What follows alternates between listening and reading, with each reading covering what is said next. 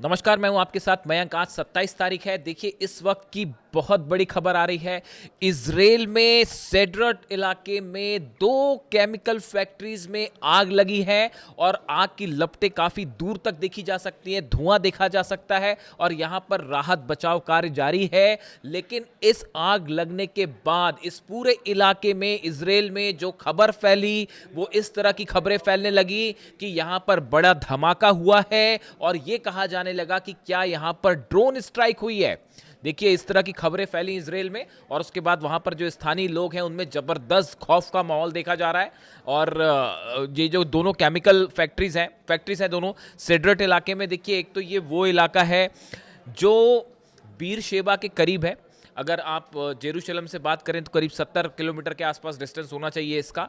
और ये वो इलाका है जहां पर पहले भी ईरान की तरफ से बड़ी स्ट्राइक्स हुई हैं, ड्रोन स्ट्राइक्स हुई हैं, मिसाइल स्ट्राइक्स हुई हैं।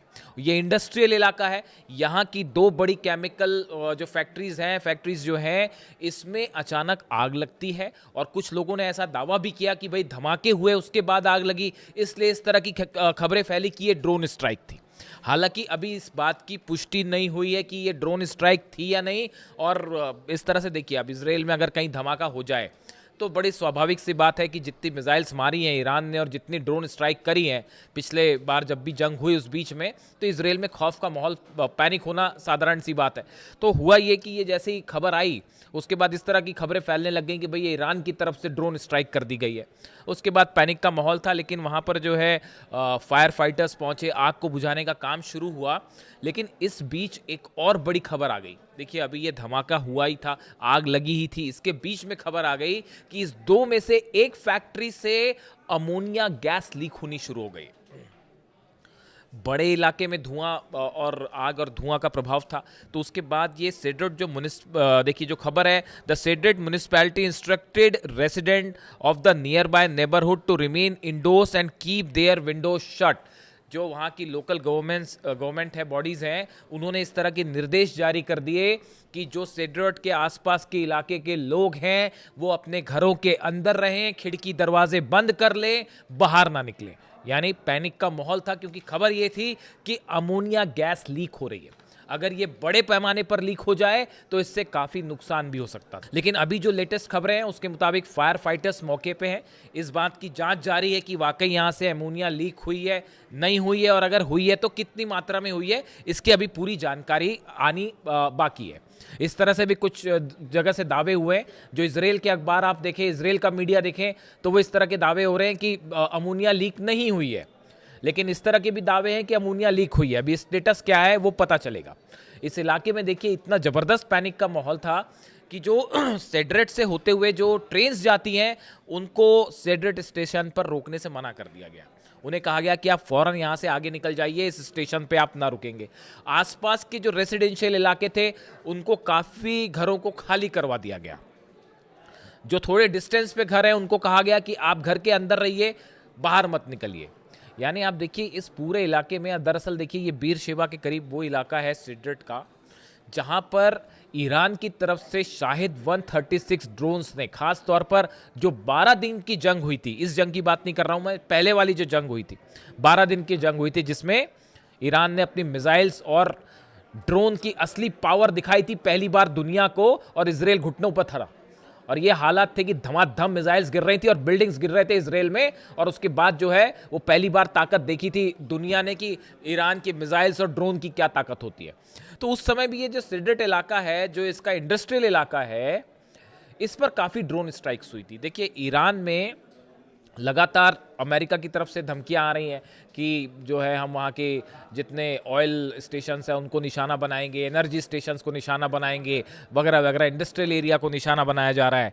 इन हालात में नेतन्याहू जब डोनाल्ड ट्रंप से मिलने वाले हैं उसके ठीक पहले इसराइल के एक इंडस्ट्रियल कॉम्प्लेक्स में आग लग जाती है, तेजी से फैल जाती है और इस तरह से धमाके और ड्रोन स्ट्राइक की खबरें फैलने लगती है। इसके बाद सबको यही लगा एक बार कि ये ईरान की तरफ से, जैसा कि ईरान ने पहले ही कह रखा है कि अगर हमारे पर हमले जारी रहे या अगर हमें ज़रूरत महसूस हुई प्रीएम्प्टिव स्ट्राइक की तो हम पहले स्ट्राइक कर देंगे। इस तरह की बातें भी ईरान की तरफ से कही गई। तो ऑलरेडी पैनिक फैलना लाजमी था। तो उसके बाद हालात ये है कि अब वहाँ पर जो है काफ़ी सारी जो है फायर ब्रिगेड की गाड़ियाँ हैं और वो आग वाग बुझाने के काम में लगी हुई है। अभी किसी तरह की ड्रोन स्ट्राइक की कोई कंफर्मेशन नहीं आई है। अगर कंफर्मेशन आती है तो हम आपको बताएंगे, लेकिन फिलहाल इस पूरी घटना से अच्छा खासा पैनिक जो है वो इजराइल में देखने को मिल रहा है।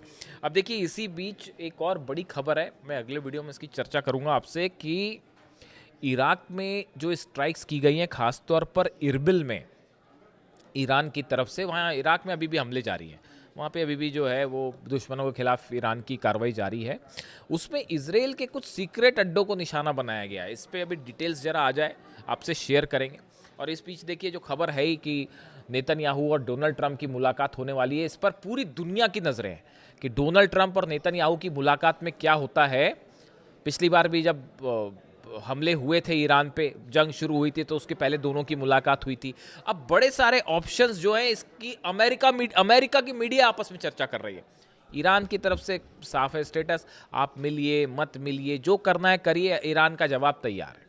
हमला करोगे तो हमला मिलेगा, बातचीत करोगे तो बातचीत मिलेगी, जैसा चाहता है अमेरिका, जैसा चाहता है इजराइल, उसको वैसा जवाब दिया जाएगा। ईरान का स्टेटस बिल्कुल क्लियर है।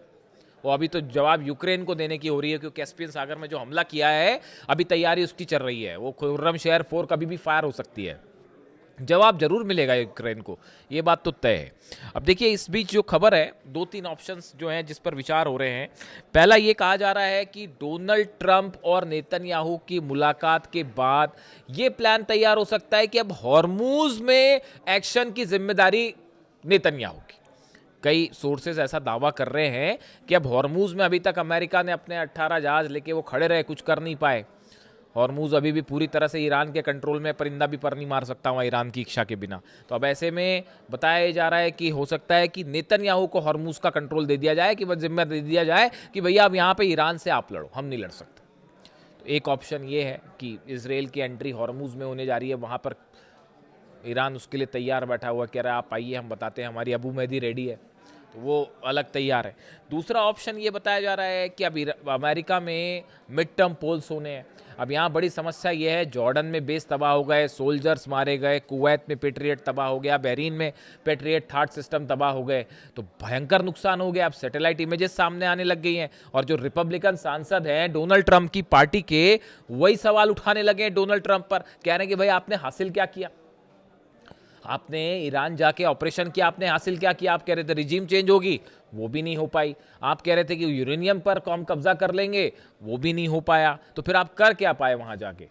जंग आप जीत नहीं पा रहे हो, अंदर आप कदम नहीं रख पा रहे हो। तो अब ये रिपब्लिकन, ये मैं नहीं कह रहा, ये सीनेटर्स और रिपब्लिकन पार्टी के सदस्य डोनाल्ड ट्रंप पर सवाल उठा रहे हैं। तो इससे आप अंदाज लगा लिए कि मिड टर्म पोल का क्या होना है। तो डोनाल्ड ट्रंप वहां भी घबराए हुए हैं कि भाई चुनाव हार गए तो फिर बड़ी फजीयत हो जाएगी कि ईरान ने हराया, चुनाव भी हार गए, तो अब उसकी भी चिंता सताई जा रही है। तो अब नेतन्याहू से मुलाकात है। तो अब देखिए, तरह तरह की खबरें हैं, लेकिन इस बीच एक बड़ी जो गौर करने वाली बात यह है, अमेरिका के जो फाइटर जेट्स हैं, हथियार हैं, इन सबका प्लेसमेंट, लोकेशंस और मूवमेंट बाकायदा जारी है। मतलब वो कहने की बात वही है कि डोनाल्ड ट्रंप ने जैसे ये कहा कि साहब अभी हम फिलहाल मैं ईरान पर हमला नहीं करूंगा, जैसे ही डोनाल्ड ट्रंप का ये विचार सामने आया, उनकी ये बात सामने आई कि डोनाल्ड ट्रंप ये कह रहे हैं कि अभी फिलहाल जो है ऑपरेशन सस्पेंड है, मैं ईरान पे हमला नहीं करूंगा, वैसे ही ईरान ने जो है वो हमले की दुगनी तैयारी शुरू कर दी कि अब जरूर हमला होगा।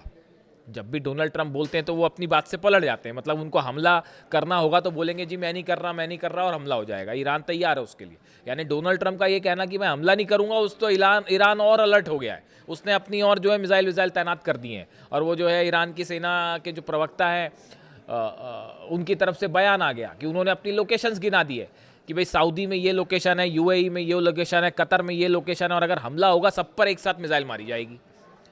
तो उन्होंने अपनी एक अलग लिस्ट जारी कर दी है, और इजराइल अलग निशाने पर आ गया है। कल ही ईरान की तरफ से बयान आया था कि अगर जो अब हमला होगा तो कुछ हो ना हो, इजराइल पर तो हम जरूर हमला करेंगे। अगर अब हम पे हमला होता है, ईरान का स्टैंड साफ है, अगर ईरान पर कोई भी हमला होता है, कहीं भी हमला होता है, तो हम इजराइल पर जरूर हमला करेंगे। खासतौर पर अगर पिकेक्स माउंटेन पर हमला हुआ तो इजराइल निशाना बनेगा। अब इस बीच लग गई आग।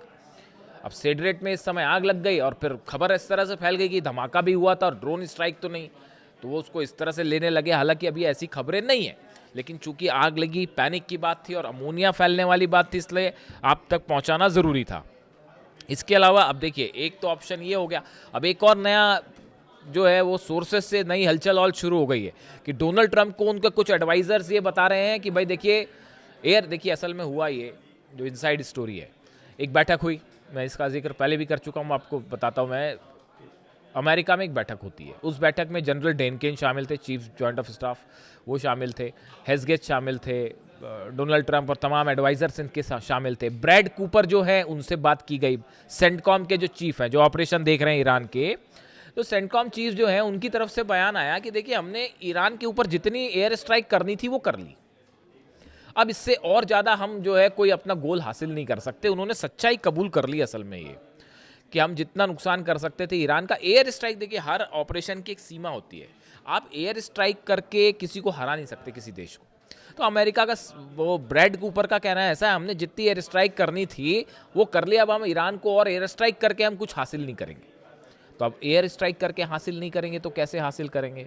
तो फिर उसका एक ही ऑप्शन बचता है, ग्राउंड ऑपरेशन करिए, सोल्जर्स को अंदर ले जाइए। डोनाल्ड ट्रंप ने आज वो एक और फिर डाल दिया पोस्ट, एक तो वो B-2 बॉम्बर के साथ दिखाई दे गए और फिर खार्ग आइलैंड पर हमला करते हुए एक सोशल मीडिया पे पोस्ट डाल दी। तो उसके बाद ये स्पेकुलेशंस चल पड़े कि भाई अब ग्राउंड ऑपरेशन होने वाला है, उसके लिए ईरान अलग तैयार बैठा है। एक भी कदम रखेगा सैनिक तो वो उसने अपनी प्लानिंग कर रखी है, ग्राउंड ऑपरेशन का बदला ग्राउंड ऑपरेशन। इधर से अमेरिका की सेना घुसेगी, उधर ईरान की सेना जवाब तो देगी, वो लड़ेंगे, वो तो अलग होगी मारकाट, लेकिन उसके बाद ईरान की सेना भी कहीं भी घुस सकती है साहब, ये इस बात को भी समझ लीजिए। पता चला इराक पे कब्जा कर लिया, घुस गए अंदर, कुवैत में घुस गए अंदर, कुछ भी हो सकता है। ये जो है इन्होंने अपनी अलग पॉलिसी तैयार कर रखी है ईरान ने कि वो दुश्मन से एक कदम आगे चलेगा, मतलब जो चीज़ नहीं सोची होगी वो कर लेंगे। इस तरह की खबरें थी भी पहले कि अब जो ग्राउंड ऑपरेशन बार बार जो अमेरिका करता है, ग्राउंड ऑपरेशन, इस बार ईरान की सेना ने भी ग्राउंड ऑपरेशन का प्लान तैयार कर रखा है कि कैसे घुस के मिलिट्री अड्डों पर कब्जा किया जाए अमेरिका के, इसका प्लान भी तैयार है।